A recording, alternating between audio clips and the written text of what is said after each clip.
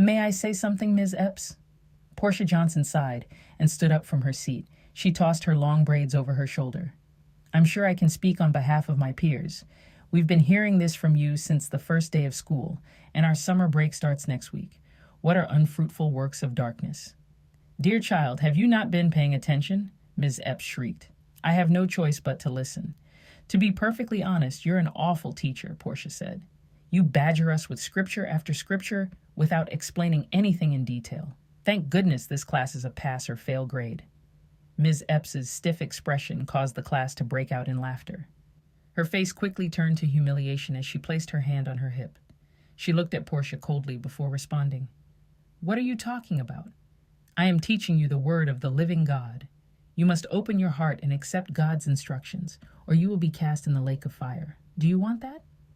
Oh, I'm definitely not going there, but you may want to think about that. Portia smirked as she sat down. I don't think you understand the Bible, which is why you can't answer my question. She made a hand motion to signify she had dropped the mic.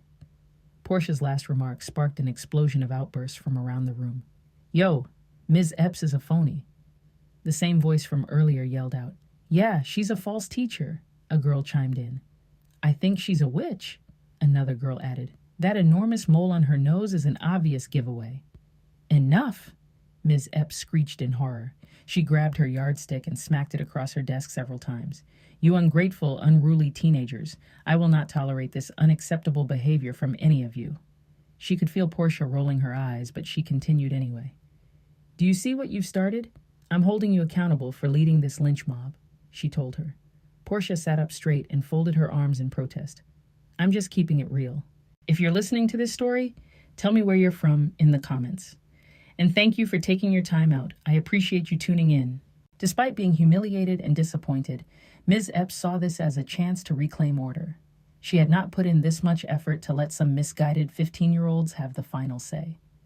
She turned away from Portia and began writing on the chalkboard. I see you have more work to do before you go on summer vacation. This is your homework for tonight. Please express your gratitude to Portia. Homework? Portia spoke up again. But you've already closed out your grade book.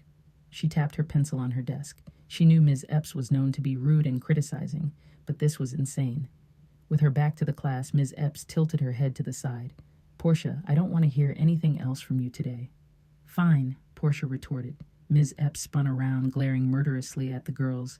It is my responsibility to save your lousy, pitiful souls from the claws of hell, she thundered. One bad apple can spoil the bunch. Now your task is to tell me in no less than 500 words why the children of Israel spent 40 years in the wilderness. The girls were quiet. There was no chance any of them would speak up again and have it backfire on them. Do I need to repeat the homework? Ms. Epps asked, slowly scanning the room. When no one said anything, she focused her attention directly on Portia. Those of you who failed to do the assignment and turn it in tomorrow will be required to attend summer school. It was evident from their long faces that Ms. Epps was not someone to play with. Trent pulled in front of Stone Ridge Christian Academy for Girls. He whipped his head around and fastened his eyes on the petite young girl approaching his car. She was a spitting image of her mother, a carbon copy, smooth brown skin, high cheekbones, and doe-shaped eyes. Hi, Dad. Portia beamed, hopping in the front seat. She wrapped her arms around his neck and gave him a hug. Portia, we need to talk about what happened in Ms. Epps's class today. Gosh, how do you know about that? She put her book bag on the back seat. She called me right after class ended. Thank you for listening until the end.